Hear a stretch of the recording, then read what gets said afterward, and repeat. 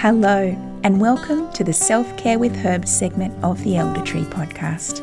I'm your host, Jess Bosca, naturopath, herbalist, and medicine maker. Before we begin, I'd like to acknowledge the Banjalang people, the traditional custodians of the land on which I live, and pay my respects to elders past, present, and emerging. Now, come along and join me each month for beautiful conversations with guests from across the country, exploring ways we can weave plant medicine into our days to enrich our experience of self-care, sharing routines, rituals and recipes for elevating mind, body and spirit. Sitting in these fields of chamomile, like just sobbing, just the nervous system sort of response to that. That was Jess Allan, sharing an experience where she connected deeply with chamomile.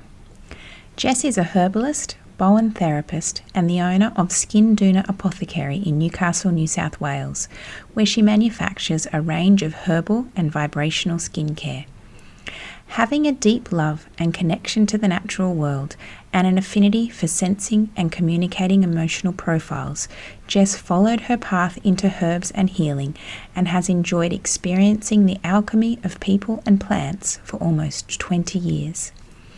During this episode, Jess shares how after feeling quite disconnected from the natural world during her early childhood, it was the school camps she experienced later in her youth where she spent time in the bush, hands in the earth, and felt her eyes open and her soul start to connect with the plants. Jess is a beautiful storyteller, and during our chat takes us on a special journey, sharing how she connects with individual plants on a deep level to create potent flower essences. She describes feeling disconnected and even skeptical after completing some introductory courses on bush flower essences, but being immersed in a nature philosophy course and meditating in the bush amongst the wildflowers helped facilitate a profound connection and a deeper knowing of flowers and plants. Jess's connection with herbs was deepened even further during a transformative experience on a medicinal herb farm in Tasmania. It was here that she really started to connect strongly with the herbs, understanding their vibrations and feeling a whole new world opening up, a sense of safety and belonging. Jess has been in deep motherhood over the past 10 years and shares how it's really easy to lose sight of self-care and that daily investment in ourselves. She describes the feeling many of us experience, that there is a bigger dream than just surviving each day. Hello and welcome to the podcast, Jess. It's really lovely to have you here today.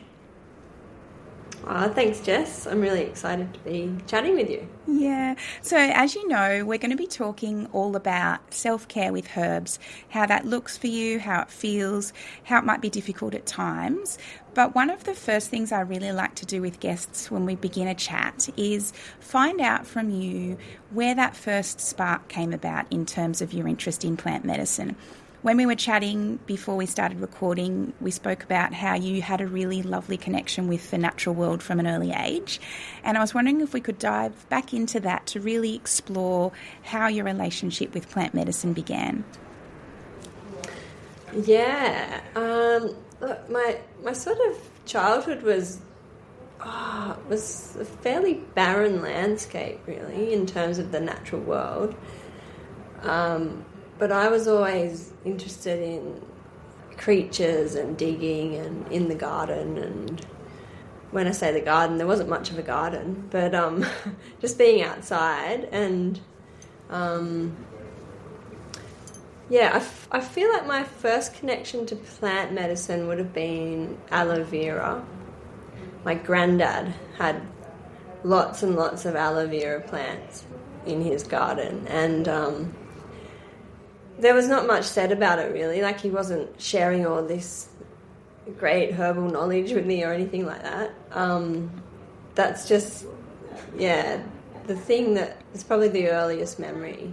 And it's been a bit of a continuum, I guess.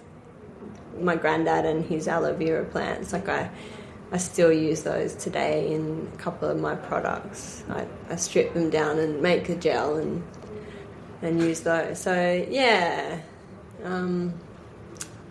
In terms of other aspects of the natural world, I sort of grew up in a house that was quite void of anything natural. So I really sought that out. Probably later in life, I really found a deep connection to the earth. Yeah, and all of its wonders. Yeah. And so how old were you when that really started to happen for you?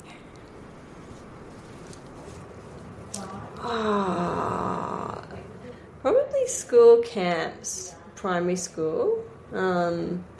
Just being exposed to different aspects of nature, different elements, fire and dirt. My house wasn't very dirty. It was all very clean and so getting down in the dirt and in the rivers, canoeing and stuff like that, I think on school camps I really connected with that, and we did bush medicine walks and things like that. I remember little sparks firing inside of like, whoa, there's another way. Yes. There's another world. Yeah. So that was in primary school that you were able to have your eyes open to bush medicine? Yes. Yeah, I did up here. I'm in Newcastle, and not far north there's the Leyland Brothers World replica of Uluru, and we did camps there. And I think the Leyland Brothers used to do shows of sort of travelling around the country exploring the natural world, and yeah, that was the bush camp we did, and did bush medicine. And I remember them pointing out termites' nests and little seeds and different things. Yeah, I loved it. Loved it all. So eyes were really started to open to the natural world after not really having that much exposure. Yeah. And I still can't really believe the disconnect that I grew up in terms of no nature. Like my mum, she had a garden, she grew a few flowers, and my grandma had a garden, she grew roses.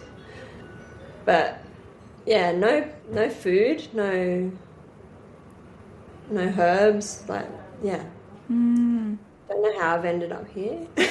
So when was it that you first started getting an interest in growing herbs and wildcrafting weeds and really connecting with the medicinal side of nature? Sorry, was that when? Or? Yeah. Yeah. Oh, it wasn't until much later, when I was in my early 20s. I got into health and sort of nutrition first, I think, as a kind of doorway into natural medicine. Yeah, I think I was a kind of sickly kid, like, had a lot of headaches and never really felt very well. And finding out later there was a whole other world of food and nutrition as well that sort of was life-changing. That kind of was segue into then herbal medicine, because like what can I study here? What can I formally study to increase all this knowledge and build on this passion for nature? So yeah, I wasn't really doing any herbal medicine or plant medicine until my early 20s. And even then, like starting college, it was very black and white, evidence-based medicine. And it wasn't until I went to Pindari Herb Farm in Tasmania and just saw all the herbs and all the plants and just fell in love with them all and got a real feel for them. And yeah, that experience was really a bit of a game changer too. Was that part of college, that trip? Yes, it was. We were very lucky. I think the teacher we had sort of recognised we were missing a whole aspect of the energetics and the actual plants, which felt kind of important. And so she organised a trip down there, which it's it's closed since it's non-operational now. So it feels like one of those moments where, we just got to scrape in there and see that. And I spent a lot of time down there. And yeah, that was amazing, really amazing. Can you give us a little bit more about what happened down there, like for people who don't know what Pindari is and what you could have experienced? Yeah, so it was it was a couple who set up this farm. He was an ex-pharmacist and kind of got to a point in that career of going, I'm not doing good anymore. I'm doing harm. How can I change this? And so adapted into medicinal herbs and just had this amazing self-sufficient biodynamic, you could say, it wasn't registered or anything, but farm with probably 150 to 200 medicinal herbs. And I remember the first day we were there, he got us to harvest the chamomile, and I just remember sobbing, sitting in these fields of chamomile, like just sobbing, just the nervous system sort of response to that. I was like, oh, okay, there's something in this. Yeah. It wasn't like bad sobbing, it was just release. Yeah, just release of all that sort of held tension of disconnection your whole life, and then here you are in this beautiful space with these people, intuitive and aware and in tune with nature and in tune with the plants and feeling into them, understanding the vibration of them and their properties, and just a whole new world. And yeah, I think just the recognition of and a sort of sense of safety in that and belonging as well. Just, yeah. And then we just explored all the plants and, I loved them all. And at that point, did you were you exposed to like harvesting methods and using the herbs to make products and things? Yes, so that's where I learnt to make products. He sort of grew the herbs, harvested the herbs, turned them into oils and tinctures, and then turned them into creams. And then they had a business selling creams. So we did everything from we planted some things, we harvested, he had this great old, I can't even remember what it was called, but like sort of hand winding chopper thing where we chop all the herbs down and pushing them. One of my favourite things ever is pushing herbs into jars or pushing herbs into bottles, and like the smells and all that and the feel of pushing them down further and further before you put in your alcohol and that sort of thing. So we did all of it. We pressed tinctures, we made essential oils. He had a distiller, made essential oils, and then we made creams. And yeah, I think that was the premise of the course, to learn sort of manufacturing from planting to manufacturing these products. Yeah. And was that your first experience using medicinal herbs to make things? No, it wasn't actually. Again, going back to my granddad, he had really bad cellulitis on his legs, and so before I'd been to Pindari, but I had started college, I had gotcha cola growing in my garden, and so I made this sludgy on the stovetop, like this sludgy gotcha cola and chickweed, and I don't know what else was in it. That was probably it. And then made him just with, I think I got a vitamin E based sort of cream, and made him this sludgy green, stinky sludgy green cream. And he was a good sport. He'd pack it on his legs and, ho hum, la la la. Yeah, so that was really my first experience of making stuff, but it was very rudimentary, and I didn't really know what I was doing then. Yeah, But but it was having a go and getting your hands dirty and really playing with the herbs, harvesting them, deciding, oh, what am I going to do with this? Yeah, yeah, yeah. I always loved chopping. I love the finicky elements of it, like picking thyme leaves one by one. Like before I had children, of course, and actually had time to sit with things and do things like that. Yeah, that's the part of it I really love, like the tiny bits and pieces, and chopping herbs. I love chopping herbs. It's a meditative practice, isn't it? Yes. All the senses are involved. Yeah. Very sensory.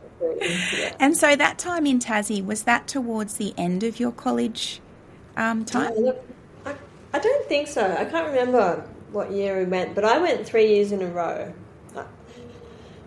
I just loved it. So I sort of interned the following 2 years on other courses.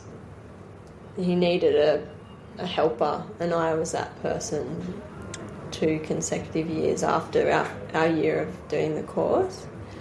So those 3 years, I think, spanned like the last 3 years of my college time. Yeah.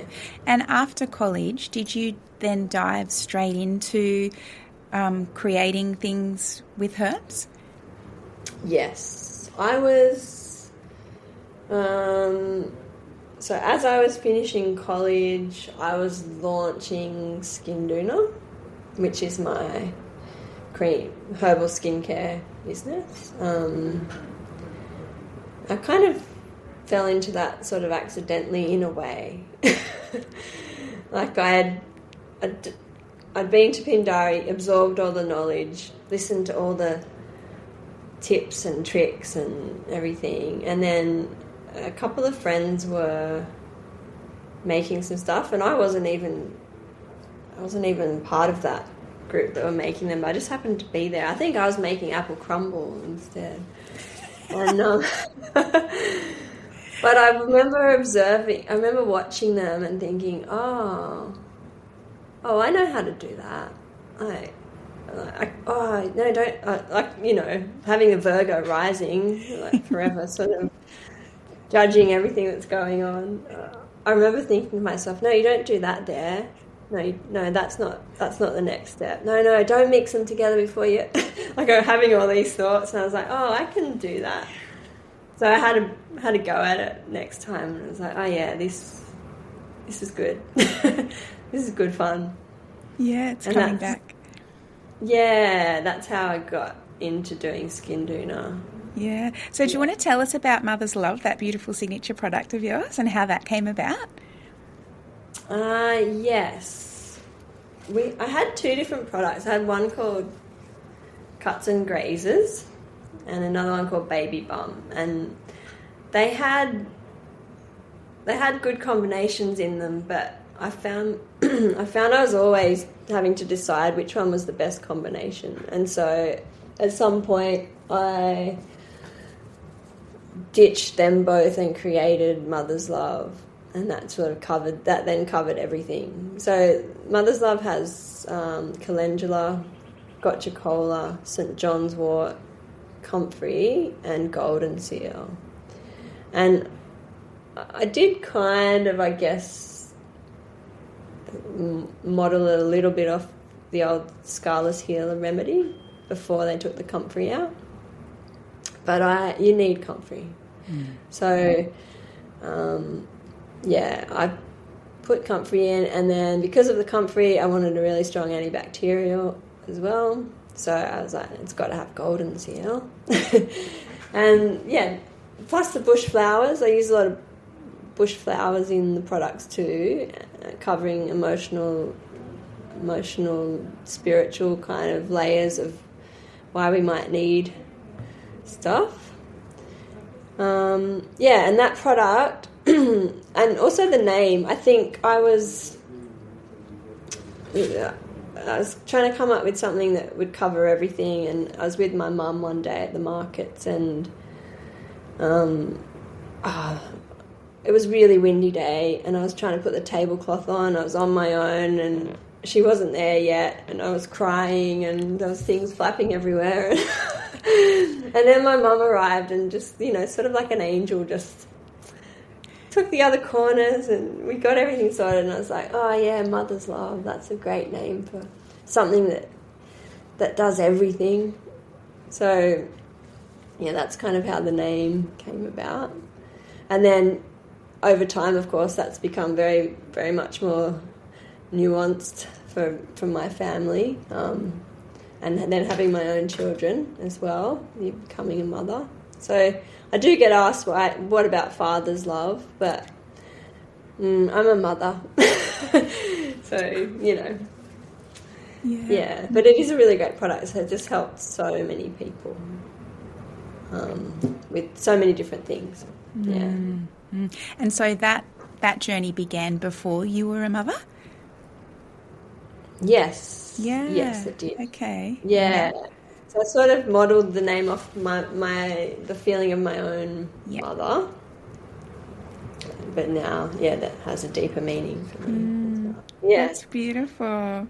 I love how that's evolved for you from really feeling like there was that real disconnect to the natural world to getting that sense of awe from being exposed to it in primary school, and then really diving deep into hands-on stuff down in Tassie to feel that confidence to be able to really create yourself.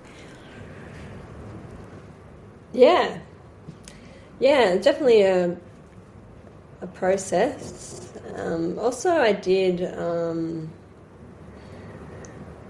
maybe while I was at college, or before even, I'm not sure of the time frame. Yeah, it would have been while I was going through college. I did a few courses with, it's called nature philosophy, and you do deep immersion in nature.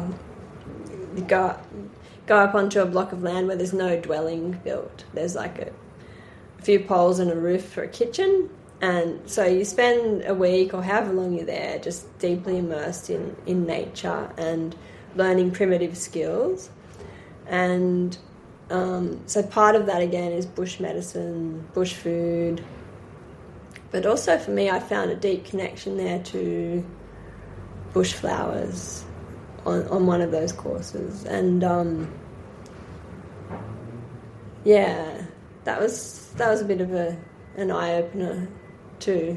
Do you want to tell us a little bit more about how that journey's evolved? Because I know that you use vibrational essences and flower essences and have a really strong connection with both, and use them in your creams and also for your own health. Yes. Yeah, so I was sort of already... I'd already done a few courses with Ian White, the founder of the Australian Bushflower Remedies, and I was interested in that, but I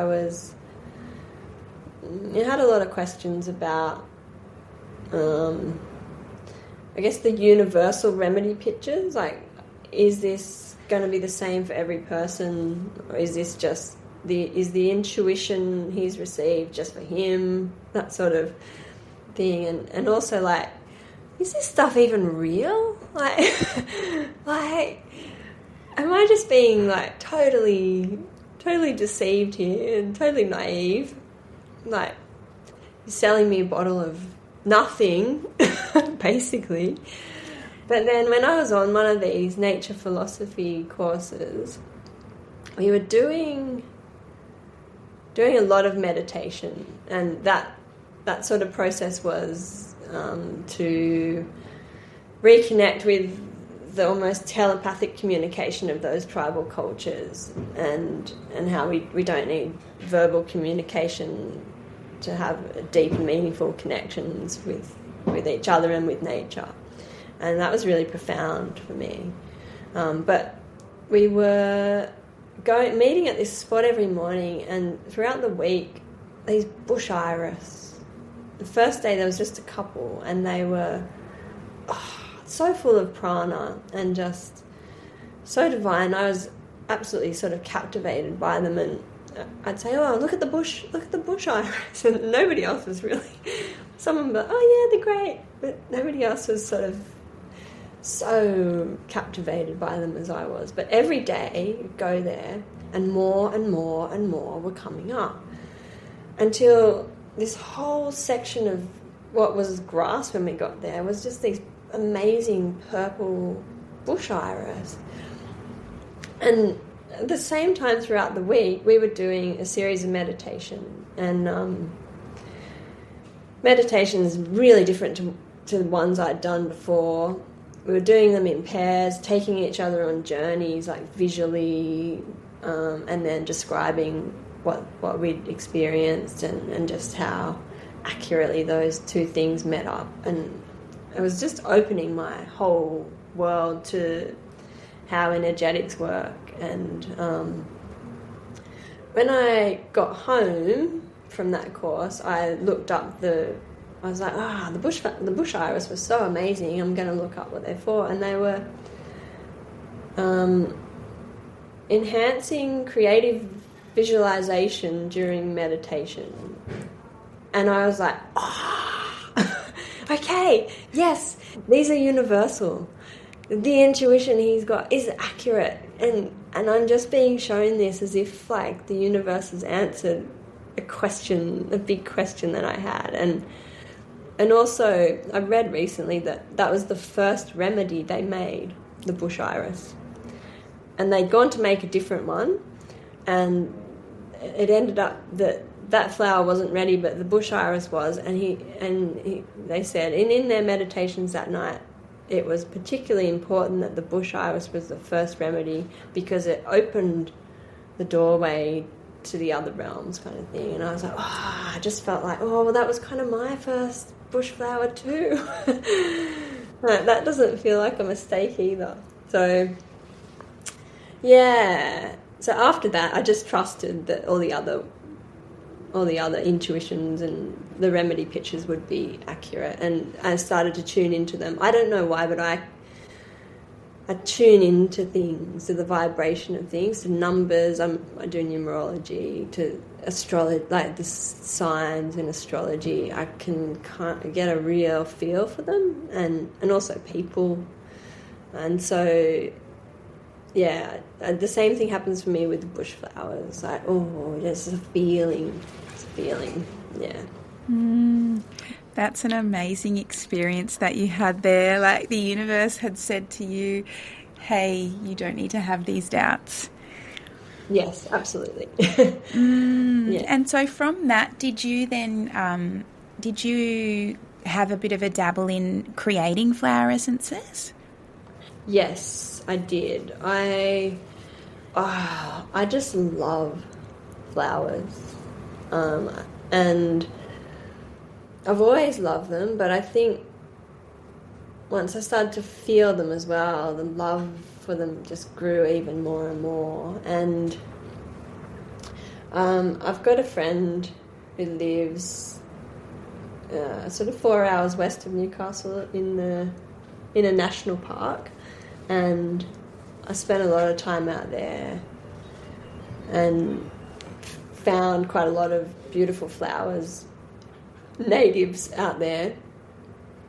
And I guess I was on my own and just felt very in tune with nature and felt sort of guided in a way to make up a few essences. So yeah, I did a few out there, but one particular one that really stands out was a red 5 corners. So I think the Australian bushflowers might use a pink 5 corners, but I found this red one and it was just stunning. And just a really tiny little bush, but I'd walk up the track every day and just kind of wait for the perfect prana point when the flowers are just like, whoa. And also I had some rose quartz, so I did a rose quartz and red 5 corners, and it's a really, really hard opening remedy. Love and safety and all that sort of thing. But you can make an essence of anything, really. Flowers or leaves or Yeah. So it's a nice thing to do. I've really got to get back into it. When you were making those ones out in the national park, do you tend to make them in situ, like in the environment, or do you tend to take them home and... Oh no, absolutely in situ. I would. The only thing, the only sort of movement away from the plant is to find a good spot to capture enough sunlight. You sort of need about 6 hours. It doesn't really matter. You use what you get, but if I could find a spot that I could get a good 6 hours of sun on the bowl, then I'd put it there. But otherwise, no, right there with the... That's where it is. I feel like that's where it is, that's where it belongs, that's where its essence is, that's where all the power is. Yeah. I mean, you can take things away and do them at home, you'll still get a great result. Yeah. And I do that with herbs more, I think. I feel like herbs are a bit more robust in a way. They've got that physical aspect as well as just the energetic. Yeah.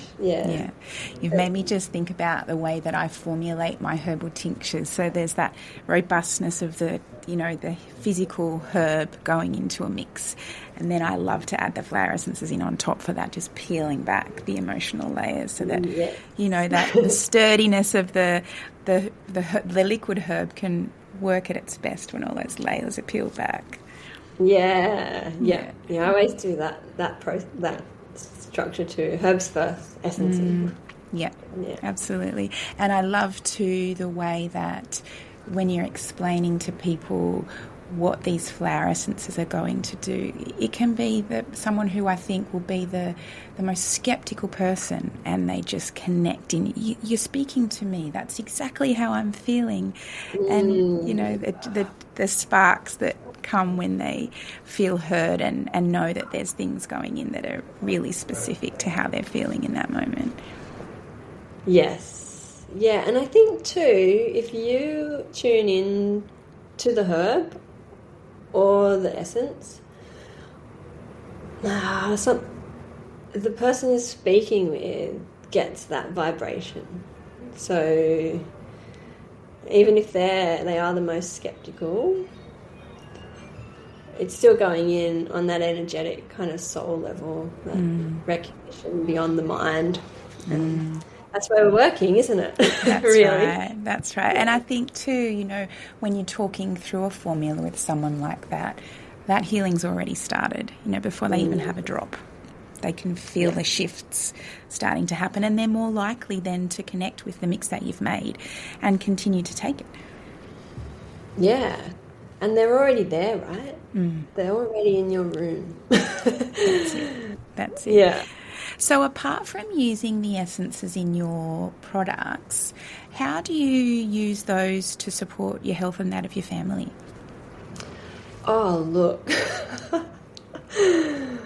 That is an area that I'm just picking up the slack on kind of now. I think that interesting. We're doing the podcast on self-care because for a really long time, that's an area I completely forgot about. And in terms of the family, like acute respiratory, I'd always make up a mix.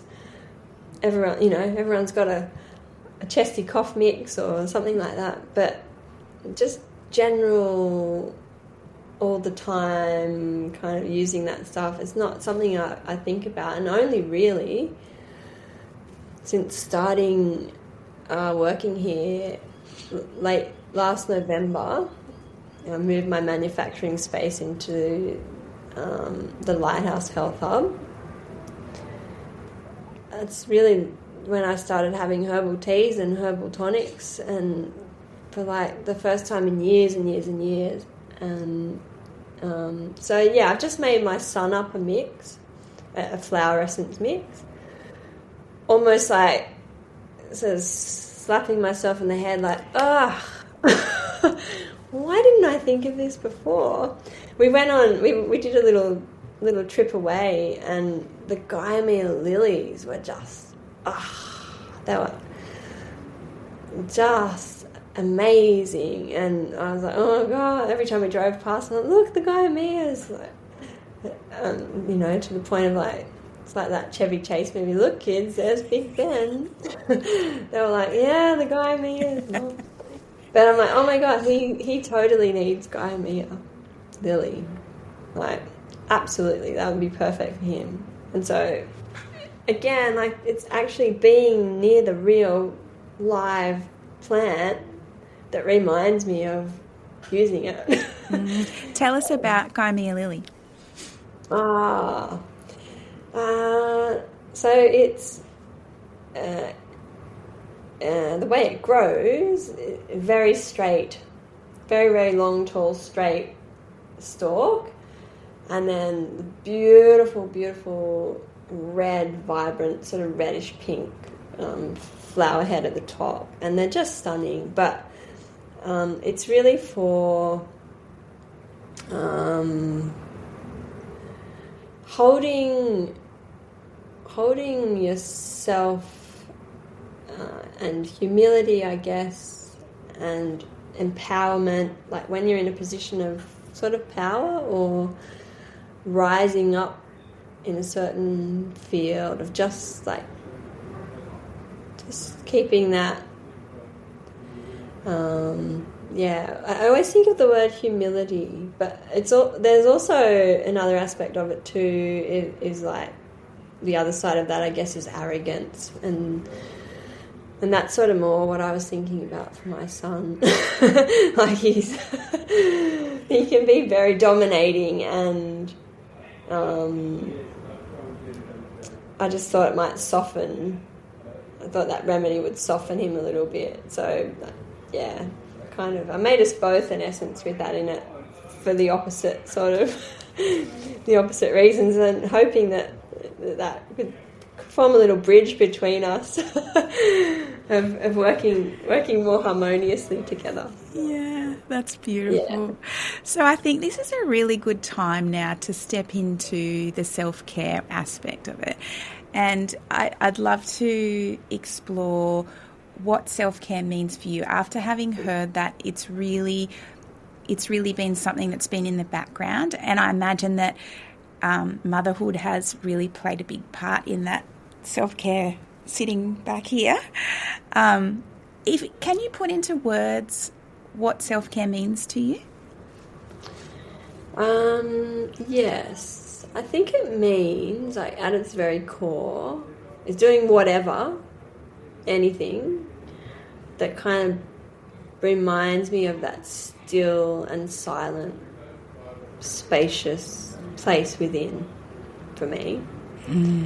So I think when I was younger, before I had kids, I do a lot of lying around in the sun and moving slowly through life, lots of relaxing. And I guess since having children, that's not really that big of an option. And coming out the other side of sort of losing all grasp of self-care, I feel like now, just in a moment in the day, if I can just go back within, take a deep breath, that sort of thing, create that silence and stillness and sort of reset in a way. It is really great to get the time to do what I'd say, like a big self-care thing, like, maybe have a massage or have a couple of hours on your own kind of thing. But without that option, just those moments of stillness within, yeah. Finding that space on a busy day. So throughout the time when, self-care really has been on the back burner, what have you noticed in yourself that, may have been happening because of that? So has your body or your mind been saying, hey, come on, in recent times when it's, you have started to pull it back in, what have you started to listen to that, it has come to the fore a little bit more? I guess something I've really noticed is a shift in I'm going to call it like the primary emotional response. So up until sort of recently when I've started reintroducing self-care, I feel very frustrated or angry quite a lot. Like completely disempowered is probably how I'd describe it. A feeling of being completely disempowered and drowning almost. And so, I tend to get easily frustrated, short with the kids, short with myself. And whereas now I notice I go more into vulnerability and softness and tears rather than frustrated, and it's much nicer. It's a much softer place, and I don't mind tears ever. So I'm happy to go with that. Almost like you've dropped down from that elevated state a little bit. Yeah, and I think my nervous system was in such fight for so long. That's definitely changed through just awareness and other tools, but also herbs. I feel like herbs have made a big difference. I've been, for probably the first time in my life, very compliant for me, which still isn't hitting the dosage target every day, but at least I'm taking them every day. I think I recognise the necessity of it. Yeah, and throughout that time when you've been consistent, are there particular herbs that you've really been connecting with? You're just kind of frozen, I can't hear you. Over the time when you've been a little bit more consistent with the herbs, are there particular herbs that have really stood out and lifted you and you've connected and they've felt supportive? Well,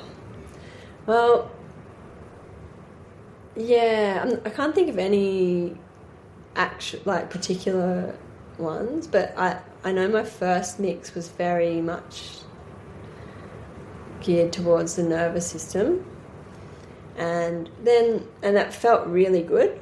I remember taking it, and the feeling of taking it was like, oh, that's just going into all the cells. And then at some point for a couple of months I felt like, I need a new mix.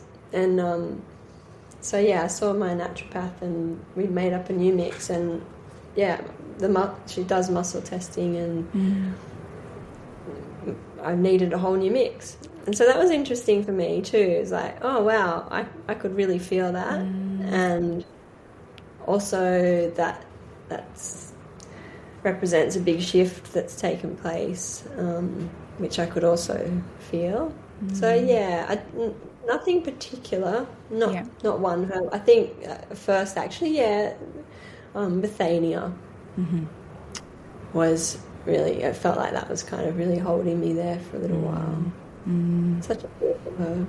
It is. Such a special one. Can we think back to, the last however long it's been when self-care has really been on the back burner? And what is it, do you think, were the main barriers for you in terms of it being something that was on the, in front of mind and something that you've really felt like, okay, I need to be doing this? Like, what was it over that time that really kind of stood in your way? Oh, having children.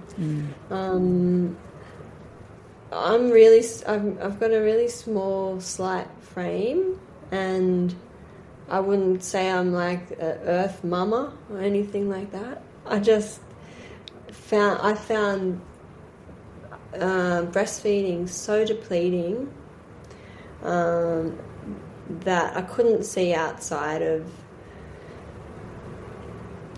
the next feed, sleep, I need to eat, hour and a half, 2 hour cycle for a really long time. And it just sort of, I guess, I found it really challenging physically, motherhood,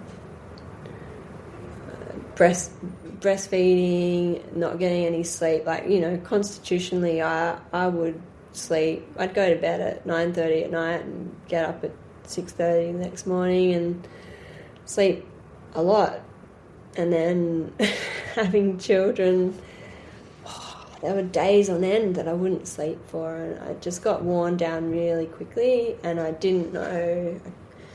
People would be like, oh, go and have an appointment, and I'm like, I can't even pack a nappy bag to take my baby to my mum's for an hour, let alone think of booking an appointment. And that just went on probably a little bit too long, I think. And then we had an unexpected death in the family of my brother, and that was a whole nother level of annihilation, so to speak. Then I had another baby, and then she didn't sleep. She still doesn't sleep. She's 3.5. And so it was just compounded depletion and compounded nervous system overload.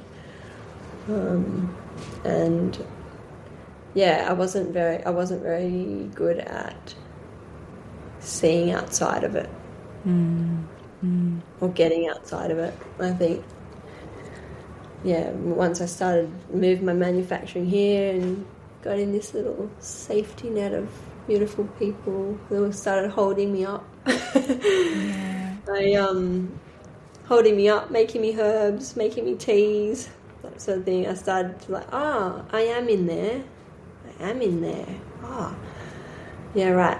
So, making much more effort to self-care now. And it sounds like it was a bit of a gradual realisation and step back towards yourself and finding that space and time, and that the physical movement of your business to a beautiful supportive hub played a big part in that. Yeah, definitely. I think just getting out of the house, because I've run Skindoona the whole way through having children, but I did all the back end stuff from home, and so it just got in a bit of a rut, I think. Just got in a bit of the world got very small. Just me at work, and then me and the kids at home. Yeah. In a bit of a cycle. Yeah. So yes, getting out. I'm back. Here I am. So we've chatted a little bit about ways that you have started to care for yourself, being consistent with the herbs and that helping you to, listen into that intuition, even to the point where you realised that these herbs weren't the right ones anymore and you needed to have a bit of a shift and finding the time and the space in the day to drop into that stillness to connect with yourself. Are there any other ways that you've brought in to care for yourself, whether that's do you use your products on a daily basis as part of skin care and self-care? Yes, I do. I use Mother's Love as a moisturiser, and the reason I use Mother's Love is because it doesn't have any essential oils in it, and I'm really, really sensitive to smell. So I like the smell of my products that I make, but I don't like them on me. So I use Mother's Love, and I'm about the least likely person to ever have a skincare business, to be honest. Before I started making Mother's Love, I never used anything on my skin at all. Like, I wash with soap. That's the extent of my cosmetic kind of routine. And also too, like, I think that world of cosmetics and vanity and negative self-image and all of that is really not my thing at all. And I really, I sort of try to drive the purpose behind the skincare. For me is the herbs, it is the healing. I don't make an anti-aging cream, I don't make an anti-wrinkle cream. Yeah. I love aging and I love wrinkles. Like, you know, that's just part of life, part of the cycle of life. And so my range is not about that at all. It's really about the herbs and the healing and the essences and how we can support people to feel better about themselves and to get results so that their skin's not problematic for them, so they can get on with other great aspects of life. Yeah. So after the success of Mother's Love, where did the skincare range go? Like, what was the next evolution from there? Well, I pretty much had the whole range straight away. Like, I just thought about what are the common things people need a topical preparation for. I haven't added a lot to the range for a really long time. I'm just doing a new product now, like a pure lanolin nipple balm on request. So that's exciting. But yeah, covering different bases. So the Mother's Love sort of covers everything that on the skin, but then I wanted a range to, like, one of my other favourite products is the Winter Poultice, and that is really, really great for respiratory things. It's expectorant, it's got immune herbs, it's got nervines. So yeah, it's really great for soothing and calming chesty coughs and helping as a mother who got no sleep and still doesn't get much, helping your children sleep when they're not well. Yes, and that's a form of self-care in itself, isn't it? Yes, absolutely. Yeah, and I imagine that people who buy your products are incorporating them into their self-care, you know, whether or not that's a ritual or whether or not it's just having that product there available to be able to heal themselves and care for themselves. Yeah, I think people seem to really like the products, and actually a friend was just telling me this morning that she looked over on a bedside table and she's got 7 of my products and she's waiting for me to make this one so she can have 8. Oh, how gorgeous. So what are some other areas that your products are supportive for? Well, I do a product called Bend and Stretch, and it's really good for aches and pains, and particularly I've found over the years arthritis in the wrists and hands. So it's essentially like a liniment kind of thing. It's arnica, clove, cayenne, wintergreen, gotcha cola. Can't remember everything that's in it, but it's really geared towards anti-inflammatory kind of stuff. When you're making your balms and your creams, what form are you using the herbs in? I use them, ethanolic extracts. Mm-hmm.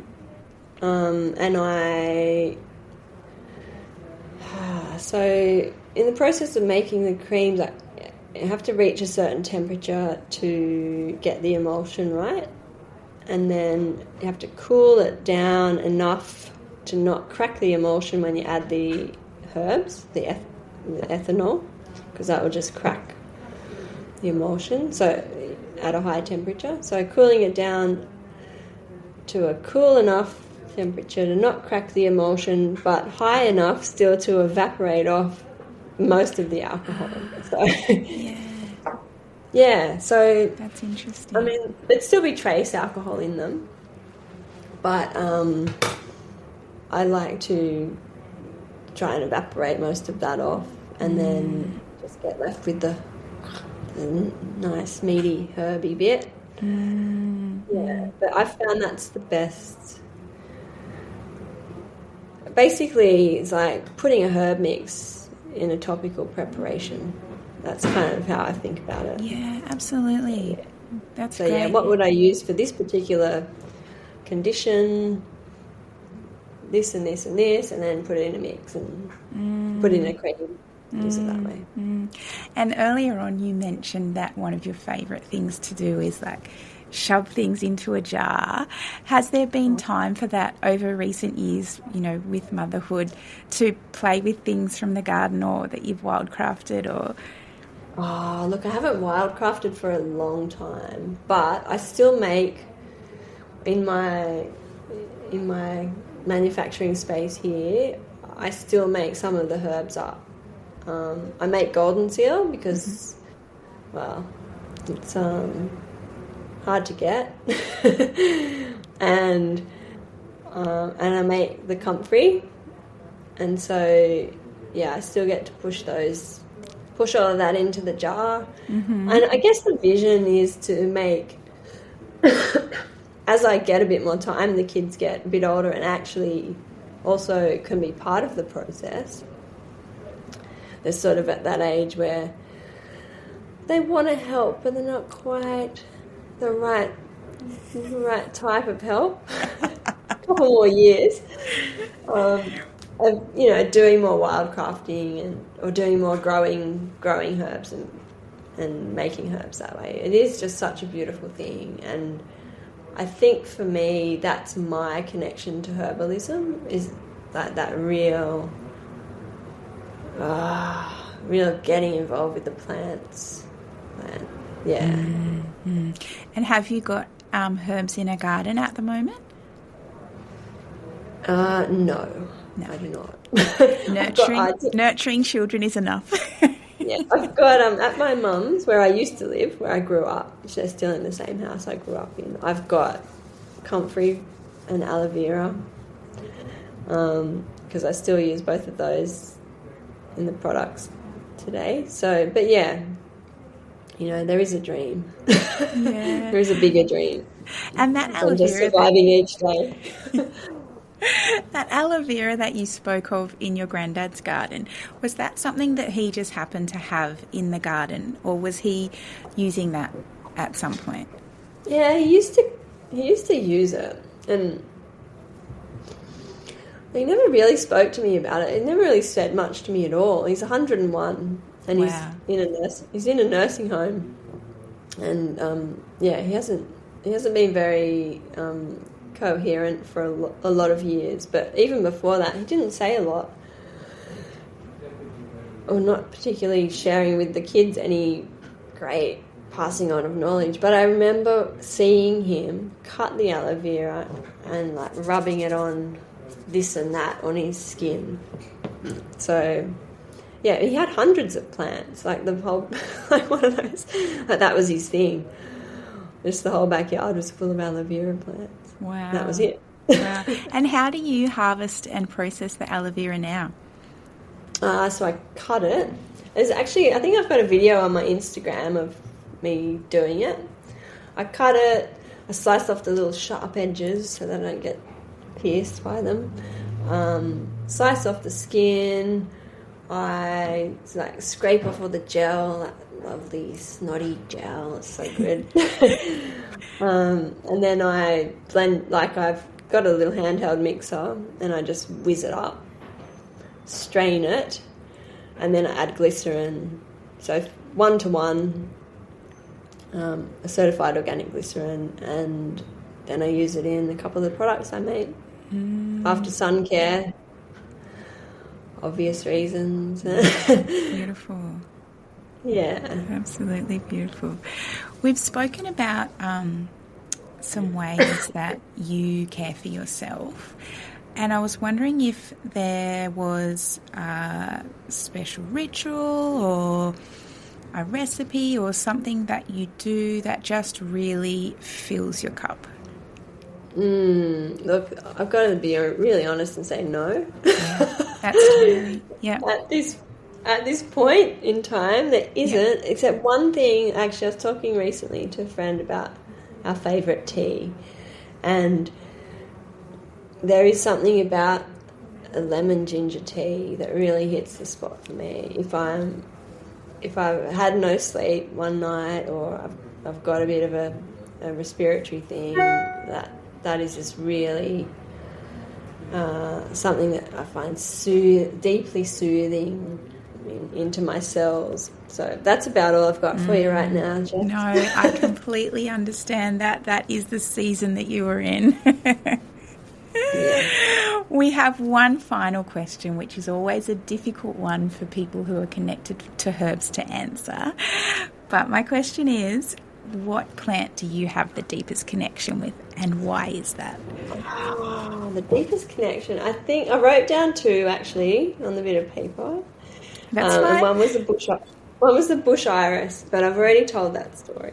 Yeah. So my favourite herb, I don't know that it's the herb I have the deepest connection to, but my favourite, the one, if you were going to a desert island and you could take one herb, I'd take golden seal.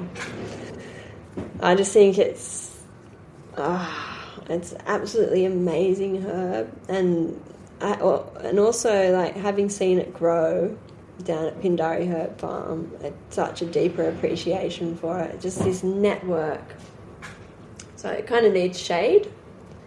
It's growing under a sort of shade cloth, and this network of tiny roots, like this matting matrix of roots going right across the garden bed that I was in, and I'm just like, I think the way a plant grows just gives you so much information about how you can use it and what it's for, and it was sort of like that matrix of roots was forming, if over time left, forming like just one big golden seal, right?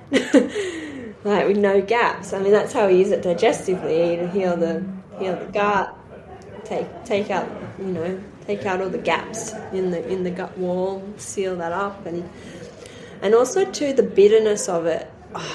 For me, it's so striking that if you think about what bacteria like to thrive and survive in, that sweet, warm, sort of wet environment, the golden seal is just so bitter. I always think of the little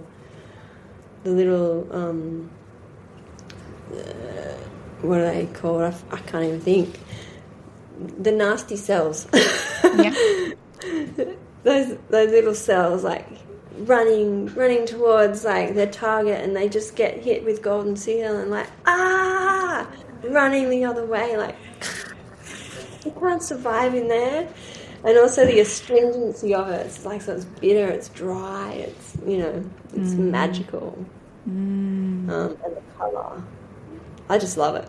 Yeah. And you would use it externally as well in your products. Yes, I do. And also, like, some of the stories of putting straight golden seal on infections and just, watching the results of that is fantastic. And I've always got golden seal on me somewhere. Not on my body, but in my possession. I carry it around. Yeah, so. That's a beautiful story. I love the imagery of that growing habit and how that translates into that beautiful golden seal and how it protects and helps us that way. Yeah, it was really insightful to see those roots growing. Well, that brings us to the end of our conversation, Jess. It's been an absolute pleasure. I've loved your beautiful storytelling, and you've brought such imagery to this conversation. I think it's going to really shine through when people are listening. Wow. Thanks for having me. I love a good chat, so anytime. Yeah. So we will provide some information about how people can access your beautiful products so that they can connect with you that way at the end of the show. All right, thank you. Beautiful. Lovely to have you. You too, Jess. Thanks. Bye. I'm so glad you tuned into this episode of Self-Care with Herbs, a segment of the Elder Tree podcast. The Elder Tree is a non-profit dedicated to putting the medicine in the hands of the people through grassroots herbal education and earth skills, weaving a strong community of herbalists, healers and plant folk in Australia. If you'd like to dive a little deeper, you can head over to our Patreon, the Elder Tree Trove, to access special content from our podcast guests. I hope you found something in this episode that has inspired you to begin to lean into those plant allies and to experience your practice of self-care blossoming and blooming. I look forward to sharing more ways you can weave plant medicine into your days next month.